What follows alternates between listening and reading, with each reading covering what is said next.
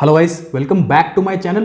तो options trading पर एक कंप्लीट सीरीज में आपके लिए लेकर आ रहा हूं, जिसमें बेसिक से लेकर एडवांस तक सब कुछ आपको सिखाऊंगा except trading strategies. Technical analysis के कोर्स की तरह ये कोर्स भी एकदम फ्री ऑफ कॉस्ट रहने वाला है आपके लिए। अगर इन वीडियोस में आपको कुछ सीखने को मिले, बस आपको करना ही है, आपको इन वीडियोस को लाइक करना है और अपने सोशल मीडिया अकाउंट्स पर, अपने फेसबुक पर, इंस्टाग्राम, ट्विटर हैंडल, जो भी सोशल मीडिया आप यूज करते हो, वहां पर इन वीडियोस को आप शेयर कर देना। आज की जो ये वीडियो है, ये फर्स्ट क्लास है इस कोर्स की। इसके बाद और भी काफी सारी वीडियोस आने वाली है इस सीरीज में। तो आज की क्लास को हम स्टार्ट करें उससे पहले एक छोटा सा इंट्रोडक्शन इस कोर्स का मैं आपको देना चाहूंगा। पहली एक दो क्लासेस में डेरिवेटिव ट्रेडिंग क्या होती है, डेरिवेटिव्स क्या होते हैं, डेरिवेटिव के यूजेस क्या होते हैं, फ्यूचर्स एंड ऑप्शंस क्या होते हैं, बिल्कुल बेसिक्स कॉन्सेप्ट जो है वो सारे जो है हम पहली एक दो क्लासेस में डिस्कस करेंगे। उसके बाद की जितनी भी वीडियोस आएंगी, उसके बाद की जितनी भी क्लासेस आएंगी, उसमें जो हमारा फोकस होगा वो सिर्फ और सिर्फ ऑप्शंस ट्रेडिंग पर होगा। तो चलिए आज की हमारी क्लास को स्टार्ट करें। उससे पहले एक मैसेज है मेरा आपके लिए। मेरे जितने भी सोशल मीडिया हैंडल्स है, मेरे जो भी टेलीग्राम चैनल है, मेरा इंस्टाग्राम अकाउंट है, जो भी मेरा ट्विटर हैंडल है, उसकी डिटेल्स आपको स्क्रीन पर भी मिल गई होंगी और नीचे डिस्क्रिप्शन में भी मिल जाएंगी। तो अगर आप इंस्टाग्राम यूज करते हो, ट्विटर यूज करते हो, टेलीग्राम यूज करते हो, तो वहां पर भी आप मुझे फॉलो कर सकते हो। वहां भी मैं कोई ना कोई अपडेट आपके लिए लाता रहता हूं। तो चलिए आज की क्लास को करते हैं स्टार्ट।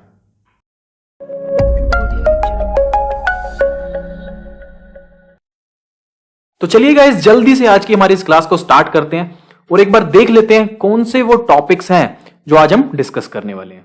तो आज हम डिस्कस करेंगे डेरिवेटिव कॉन्ट्रैक्ट्स क्या होते हैं, डेरिवेटिव कॉन्ट्रैक्ट्स की हिस्ट्री क्या है, कब से डेरिवेटिव कॉन्ट्रैक्ट्स जो है वो एग्जिस्टेंस में है, उसके अलावा डिफरेंट टाइप के डेरिवेटिव कॉन्ट्रैक्ट्स कौन से होते हैं और ये किस पर्पस के लिए डेरिवेटिव कॉन्ट्रैक्ट्स जो है यूज होते हैं। तो चलिए देखते हैं आखिर ये डेरिवेटिव्स होते क्या हैं, व्हाट आर डेरिवेटिव्स।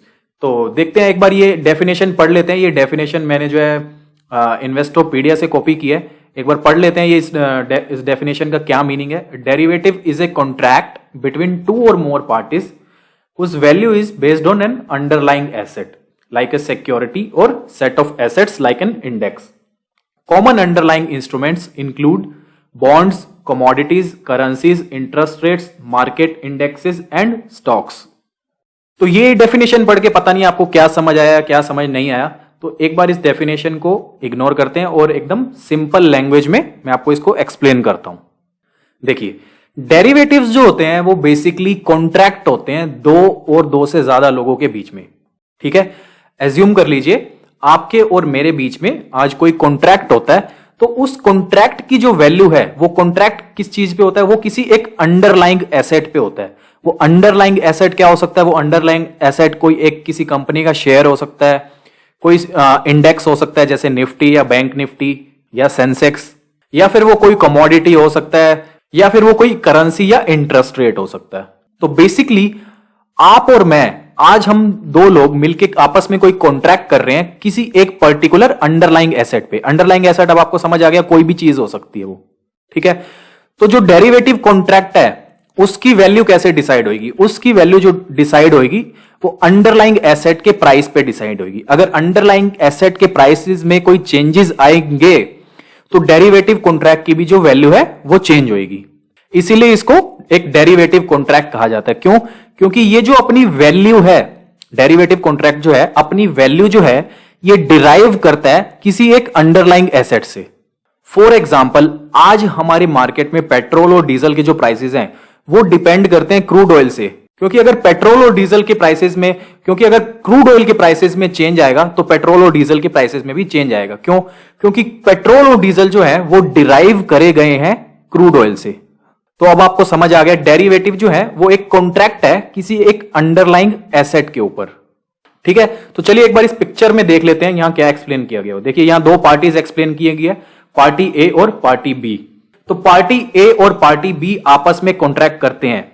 अब वो क्या कॉन्ट्रैक्ट करते हैं, वो एक कॉन्ट्रैक्ट करते हैं आपस में कि वो एक पर्टिकुलर डेट पे कोई एक अंडरलाइंग एसेट, एज्यूम कर लीजिए कोई कमोडिटी है, उस कमोडिटी को बाय या सेल आपस में करेंगे।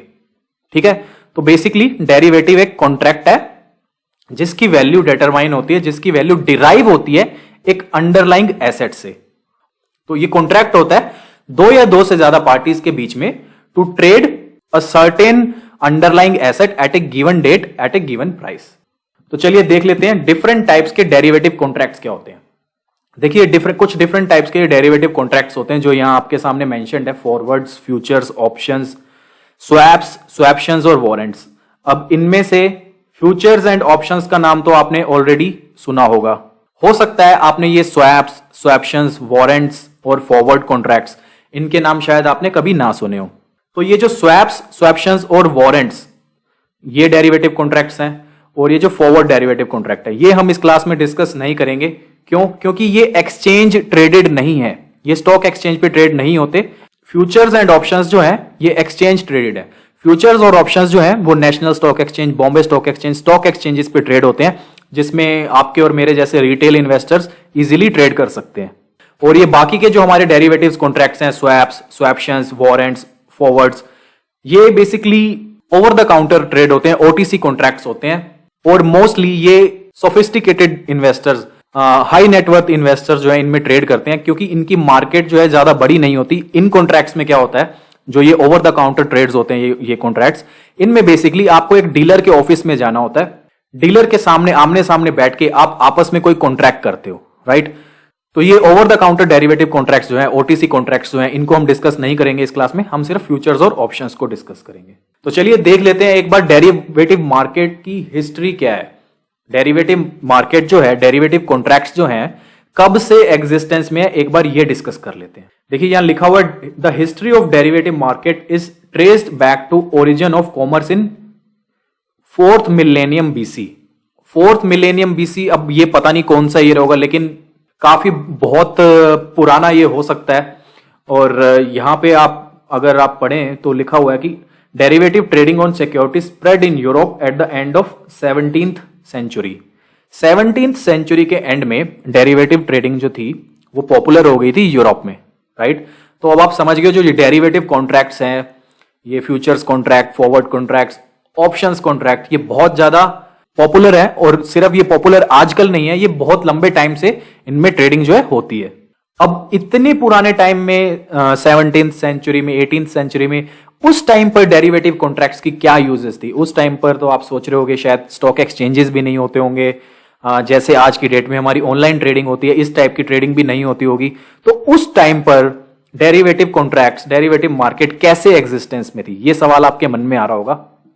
देखिए, डेरिवेटिव्स की, फ्यूचर्स और फॉरवर्ड कॉन्ट्रैक्ट की जब शुरुआत हुई थी, उस टाइम मेनली ये कमोडिटीज के लिए हुई थी।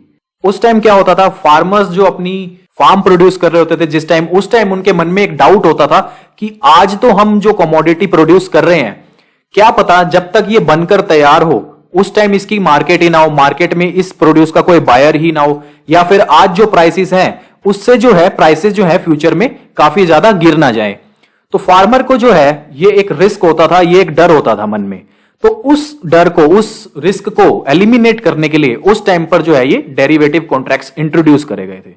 तो डेरिवेटिव मार्केट की स्टार्ट, डेरिवेटिव मार्केट की शुरुआत, डेरिवेटिव कॉन्ट्रैक्ट्स की शुरुआत मेनली कमोडिटीज के लिए की गई थी, फार्मर्स के लिए की गई थी। आजकल की हम बात करें तो इंडिया में मोर देन 90% जो ट्रेडिंग टर्नओवर है डेली का, वो डेरिवेटिव्स में है। और सिर्फ लेस देन 10% जो डेली की ट्रेडिंग ट्रांजैक्शंस होती है, ट्रेडिंग एक्टिविटी होती है, ट्रेडिंग टर्नओवर होता है, वो कैश मार्केट में होता है। अगर आपको नहीं पता कैश मार्केट क्या होती है तो एक बार फटाफट आपको एक्सप्लेन कर देता हूं। कैश मार्केट जो है वो बेसिकली हमारी स्टॉक मार्केट का एक सेगमेंट है, जिसमें आप डायरेक्टली फुल प्राइस पे करके, आज अगर आपको कोई शेयर बाय करना है तो आप उसको बाय कर सकते हो। डेरिवेटिव मार्केट जो है ये एक सेपरेट सेगमेंट होता है स्टॉक मार्केट में, जिसमें सिर्फ आप फ्यूचर्स एंड ऑप्शंस में या डेरिवेटिव्स में आप ट्रेड करते हो। तो चलिए अब एक बार देख लेते हैं डेरिवेटिव कॉन्ट्रैक्ट्स के यूजेस क्या हैं। डेरिवेटिव कॉन्ट्रैक्ट्स मेनली हम किन पर्पस के लिए यूज करते हैं? तो डेरिवेटिव कॉन्ट्रैक्ट्स के मेनली 3 यूजेस हैं। फर्स्ट यूज है इसका आर्बिट्राज, सेकंड यूज है इसका स्पेक्यूलेशन, और थर्ड यूज है इसका हेजिंग। तो इन तीनों का मीनिंग आपको एक बार अब एक्सप्लेन कर देता हूं। सबसे पहले मैं आपको स्पेक्यूलेशन एक्सप्लेन करता हूं, जो सबसे आसान है, 2 मिनट लगेंगे स्पेक्यूलेशन एक्सप्लेन करने में। स्पेक्यूलेशन में बेसिकली आप आज की डेट में स्पेक्यूलेट करते हो। फॉर एग्जांपल, आपको लगता है सेंसेक्स जो है ऊपर जाने वाला है, तो आप क्या करते हो, सेंसेक्स का फ्यूचर बाय कर लेते हो। निफ्टी जो है आपको लगता है ऊपर जाने वाला है, आप निफ्टी का फ्यूचर बाय कर लेते हो। तो बेसिकली निफ्टी कोई कंपनी तो है नहीं जिसका आप शेयर बाय कर सकते हो। तो बेसिकली आप स्पेक्यूलेट कर रहे हो, आप एक डेरिवेटिव कॉन्ट्रैक्ट बाय कर रहे हो, ये स्पेक्यूलेट कर रहे हो आप कि निफ्टी का प्राइस जो है ऊपर जा सकता है। तो प्राइस ऊपर जाएगा तो आपको प्रॉफिट होगा, और प्राइस अगर निफ्टी का नीचे आ जाएगा तो आपको लॉस होगा। बहुत सिंपल था, स्पेकुलेशन एक्सप्लेन करने की ज्यादा कोई जरूरत नहीं है, आप समझ गए हो स्पेकुलेशन क्या होता है। और नेक्स्ट जो यूज है आर्बिट्राज। तो चलिए एक बार आर्बिट्राज डिस्कस कर लेते हैं कि आर्बिट्राज क्या होता है। देखिए आर्बिट्राज में आज आप एक सेम एसेट को, सेम कमोडिटी को डिफरेंट मार्केट में बाय और सेल करते हो सेम टाइम पर। फॉर एग्जाम्पल आज आप एज्यूम कर लीजिए आपके घर के पास कोई मार्केट है, वहां पर आज आप एज्यूम कर लीजिए मैंगोज के जो रेट हैं वो 50 रुपीज पर केजी है, और आपके घर के पास एक दूसरी मार्केट है, वहां पर मैंगोज के रेट जो है 60 रुपीज पर केजीज है। तो ये जो सेम कमोडिटी पे, सेम एसेट पे प्राइस डिफरेंस है, एक छोटा सा 10 रुपीज का डिफरेंस है, इस प्राइस डिफरेंस को आप अर्न करने के लिए आप क्या करोगे, एक मार्केट से 50 रुपए में बाय कर लोगे और दूसरी मार्केट में 60 रुपए में सेल कर दोगे। तो ये एक टोटल रिस्क फ्री ट्रांजैक्शन है, इसमें आपका कोई भी रिस्क नहीं है। आप सिमिलर टाइप के गुड्स और सिक्योरिटीज में आज आप ट्रेड कर रहे हो, एक जगह से आप सस्ता बाय कर रहे हो और दूसरी जगह सेम टाइम पे महंगा सेल कर रहे हो, ठीक है। तो ऐसा जो प्राइस डिफरेंशियल है, प्राइस में जो टेम्परेरी जो डिफरेंस कई बार आ जाता है, आप उस गेन को कैप्चर करने की कोशिश कर रहे हो। तो ये जो 10 रुपए का आपका गेन जो हुआ है, छोटा सा एक प्रॉफिट आपको हुआ है, इसको हम बोलते हैं आर्बिट्राज गेन। और ये जो ट्रांजैक्शन होती है ये टोटली रिस्क फ्री होती है, इसमें कोई रिस्क इन्वॉल्व नहीं होता। तो चलिए अब इसको स्टॉक मार्केट में कैसे डिस्कस करें। देखिए स्टॉक मार्केट आपको पता है, काफी स्टॉक मार्केट की हिस्ट्री काफी पुरानी है। एक टाइम पर, आज की डेट में तो इंडिया में 2 ही मेजर स्टॉक एक्सचेंजेस हैं, एनएससी और बीएससी, जिसमें सबसे ज्यादा ट्रेडिंग होती है। और आज की डेट में तो मोस्टली जो ट्रेडिंग एक्टिविटीज हैं वो सारी की सारी ऑनलाइन ही है। ऑफलाइन ट्रेडिंग आज के टाइम में बहुत कम होती है। तो लेकिन आज से कुछ सालों पहले इंडिया में बहुत सारे एक्सचेंजेस होते थे, अभी भी है इंडिया में बहुत सारे एक्सचेंजेस। तो उस टाइम पर क्या होता था, सेम कंपनी का शेयर एज्यूम कर लीजिए बॉम्बे स्टॉक एक्सचेंज पे 100 रुपीज का ट्रेड कर रहा है और कोलकाता स्टॉक एक्सचेंज पे 110 रुपीज का ट्रेड कर रहा है। तो उस टाइम पर लोग क्या करते थे, फटाफट अपने ब्रोकर को फोन करते थे, बॉम्बे स्टॉक एक्सचेंज पे 100 का बाय कर लेते थे और कोलकाता स्टॉक एक्सचेंज पे 110 रुपीज पे सेल कर देते थे। तो उस टाइम पर आर्बिट्राज गेन की जो अपॉर्चुनिटीज होती थी वो बहुत ज्यादा होती थी। तो आज के टाइम पे तो जब, जैसा कि मैंने आपको बताया, सारी ट्रेडिंग एक्टिविटी जो है ऑनलाइन हो रही है, तो आज भी होती हैं आर्बिट्राज की अपॉर्चुनिटीज, लेकिन वो बहुत ही कम होती है और बहुत ही छोटे अमाउंट का प्रॉफिट आप आर्बिट्राज से आज के डेट में अर्न कर सकते हो। क्योंकि मोस्टली ट्रेडिंग जो आजकल हो रही है वो कंप्यूटराइज ट्रेडिंग हो रही है, एल्गो ट्रेडिंग हो रही है, एचएफटी ट्रेडिंग हो रही है। अगर आप मैन्युअल ट्रेडिंग करो, इतना स्कोप आपके पास नहीं होगा कि आप कंप्यूटर से जल्दी जो है जहां पर सस्ता मिल रहा है वहां से बाय करके जहां महंगा मिल रहा है वहां आप सेल कर पाओ। तो चलिए डेरिवेटिव कॉन्ट्रैक्ट्स को यूज करके आर्बिट्राज प्रॉफिट आप कैसे अर्न कर सकते हो वो भी एक बार आपको डेमोन्स्ट्रेट कर देता हूं। तो ये मैंने अपने ट्रेडिंग अकाउंट में लॉगिन किया है। यहां आज आप एज्यूम कर लीजिए आपको रिलायंस के शेयर में आर्बिट्राज प्रॉफिट अर्न करना है, ठीक है। तो आपने रिलायंस इंडस्ट्रीज का शेयर यहां ऐड कर लिया अपनी वॉच लिस्ट में। तो रिलायंस जो है आज कैश मार्केट में ट्रेड हो रहा है 2545 रुपीज पर, ठीक है। यहां आज आप इसको बाय कर लोगे और इसी रिलायंस का नेक्स्ट कुछ मंथ का आप फ्यूचर कॉन्ट्रैक्ट आप सर्च करो, आप अक्टूबर फ्यूचर्स, नवंबर फ्यूचर सर्च करते हैं तो रिलायंस जो है आज कैश मार्केट में ट्रेड हो रहा है 2541 रुपीज पे, और रिलायंस का जो नवंबर मंथ का फ्यूचर है वो ट्रेड हो रहा है 2560 पे। अक्टूबर मंथ का फ्यूचर जो ट्रेड हो रहा है 2546 पे। तो अक्टूबर मंथ में तो ये सिर्फ 5 रुपए का ही डिफरेंस है, इतने इससे तो ज्यादा आपके ट्रांजैक्शन चार्जेस ही लग जाएंगे। तो अक्टूबर मंथ का फ्यूचर अगर आप सेल करो और आज आप कैश मार्केट में बाय करो तो इसमें तो आर्बिट्राज अपॉर्चुनिटी नहीं है। तो इसमें अगर आज आपको आर्बिट्राज प्रॉफिट अर्न करना है तो उस केस में आप क्या करोगे, रिलायंस का जो नवंबर फ्यूचर है उसका एक लॉट आप सेल कर दोगे, 250 शेयर है इसमें, 2560 के प्राइस पे आप इसको सेल कर दोगे और 2544 या 2545 जो भी इसका प्राइस चल रहा है इस पे आप इसको आज बाय कर लोगे। तो बेसिकली एक ये रिस्क फ्री 15 रुपए का प्रॉफिट आप अर्न कर लोगे। लेकिन इसको अर्न करने के लिए आपको एटलीस्ट इस फ्यूचर कॉन्ट्रैक्ट को और रिलायंस को आपको नवंबर एंड तक, नवंबर मंथ की एक्सपायरी तक आपको इसको होल्ड करना पड़ेगा। तो आज की डेट में आपको आर्बिट्राज प्रॉफिट अर्न करना हो तो वो बहुत मुश्किल है। अगर आपको आर्बिट्राज प्रॉफिट कुछ आज की डेट में आपको कोई अपॉर्चुनिटी मिलती भी है तो वो बहुत ही छोटे मोटे अमाउंट की ही अपॉर्चुनिटी मिलेगी। कुछ म्यूचुअल फंड्स होते हैं जो सिर्फ इसी पर्पस के लिए बनाए गए होते हैं, आर्बिट्राज फंड्स होते हैं जो सिर्फ इसी टाइप की मिस प्राइसिंग अपॉर्चुनिटीज को ढूंढते हैं और उनको ट्रेड करते हैं, ठीक है। तो अब आर्बिट्राज आपको समझ आ गया। आर्बिट्राज में आपको एक जगह से बाय करना है जहां सस्ता है और दूसरी जगह सेम टाइम पे सेल कर देना है। टोटल रिस्क फ्री ट्रांजैक्शन है आपकी ये। तो ये एक यूज था डेरिवेटिव कॉन्ट्रैक्ट्स का। तो आर्बिट्राज आपको समझ आ गया है, स्पेक्यूलेशन आपको समझ आ गया है। तो चलिए अब डिस्कस करते हैं हेजिंग। हेजिंग क्या होता है? डेरिवेटिव कॉन्ट्रैक्ट्स इनिशियली जब बनाए गए थे वो हेजिंग के पर्पस से ही बनाए गए थे। अब हेजिंग क्या होता है? एकदम सिंपल लैंग्वेज में आपको एक्सप्लेन करता हूं। आज की डेट में आप एक कार बाय करते हो, ठीक है? आज आप एक कार बाय करते हो और उस सड़क पे उसको ड्राइव करते हो, तो एक रिस्क है कि आपकी कार का एक्सीडेंट हो सकता है और जितने की भी आपने कार बाय करी थी आप वो पूरा पैसा खो सकते हो, ठीक है? तो इस रिस्क को रिड्यूस करने के लिए या फिर कंप्लीटली एलिमिनेट करने के लिए इस रिस्क को आज आप एक इंश्योरेंस कॉन्ट्रैक्ट बाय कर लेते हो। तो उस केस में होगा क्या?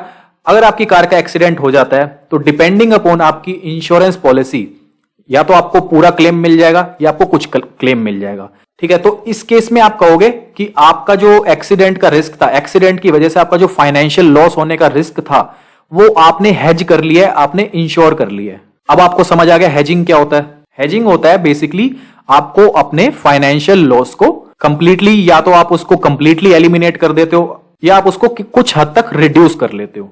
तो अब इस हेजिंग के कॉन्सेप्ट को स्टॉक मार्केट में कैसे यूज करें? देखिए हेजिंग, एज्यूम कर लीजिए आज आपके पास रिलायंस के कुछ शेयर्स हैं, रिलायंस के शेयर्स में आपकी इन्वेस्टमेंट है। तो आपको ये डर है कि शायद कल कोई बैड न्यूज आ जाए, कोविड-19 जैसी कोई बैड न्यूज आ जाए या कोई भी बैड न्यूज आ जाए, उसकी वजह से आपको डर लगता है कि मार्केट में जो है, स्टॉक मार्केट में क्रैश आ सकता है, स्टॉक प्राइसेस जो है गिर सकते हैं। तो इस फाइनेंशियल लॉस के रिस्क को रिड्यूस करने के लिए आप अपने रिलायंस के शेयर को किसी डेरिवेटिव कॉन्ट्रैक्ट से हेज कर लेते हो। वो फ्यूचर कॉन्ट्रैक्ट भी हो सकता है, वो ऑप्शंस भी हो सकता है। तो अपने डाउनसाइड रिस्क को प्रोटेक्ट करने के लिए या तो आज आप रिलायंस के फ्यूचर्स कॉन्ट्रैक्ट सेल कर देते हो या फिर आज आप रिलायंस का पुट ऑप्शन बाय कर लेते हो। तो बेसिकली डेरिवेटिव्स का मेन यूज मैंने आपको बताया। डेरिवेटिव्स जब मार्केट में इनिशियली इंट्रोड्यूस करे गए थे वो हेजिंग के पर्पस से ही इंट्रोड्यूस करे गए थे, लेकिन मोस्टली जो आजकल ट्रेडिंग एक्टिविटी हो रही है वो डेरिवेटिव्स में स्पेक्युलेटिव ट्रेडिंग एक्टिविटी ज्यादा होती है और हेजिंग कम होती है। तो अब आपको समझ आ गया डेरिवेटिव्स के यूज क्या होते हैं, आर्बिट्राज क्या होता है, हेजिंग क्या होता है, स्पेक्युलेशन क्या होता है, ये सब आपको समझ आ गया। तो गाइज यहां पर हमारी फर्स्ट क्लास जो है वो एंड होती है, कंप्लीट होती है। नेक्स्ट क्लास में हम फॉरवर्ड्स और फ्यूचर कॉन्ट्रैक्ट्स को डिस्कस करेंगे और ऑप्शंस को डिस्कस करेंगे। तो चलिए फिर नेक्स्ट क्लास में मिलते हैं। Bye bye, take care.